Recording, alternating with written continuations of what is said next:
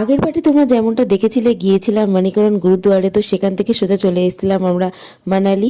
তো এখানে এত শীত, তাই জন্য প্রচুর কেনাকাটা করতে হয়েছে, আবার জ্যাকেট ট্যাকেট কিনতে হয়েছে। আর এই হলো আমাদের রুম থেকে ভিউ।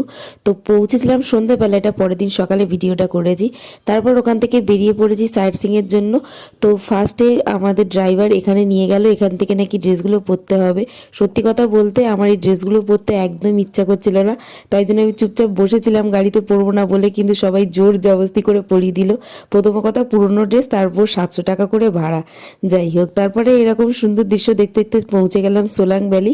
কারণ ওখান থেকে আবার যাওয়া ছিল অন্য গাড়ি করে অটল টানেল, শিশু এইসব জায়গায়। তো তাই জন্য এখান থেকেই ব্রেকফাস্টটা করব ঠিক করেছি। আর এখানে আমি কাকুকেও বলছিলাম যে আমি একটু নেড়ে দিই যাতে তাড়াতাড়ি হয়ে যায়, কারণ খুব লেট করছিল কাকুটা। তারপরে রিলস টিলস করে তারপরে চলে গেছিলাম অটল টানেলে। নেক্সট পার্ট খুব তাড়াতাড়ি আসবে, ততক্ষণ চ্যানেলটাকে সাবস্ক্রাইব করে রাখো। টাটা।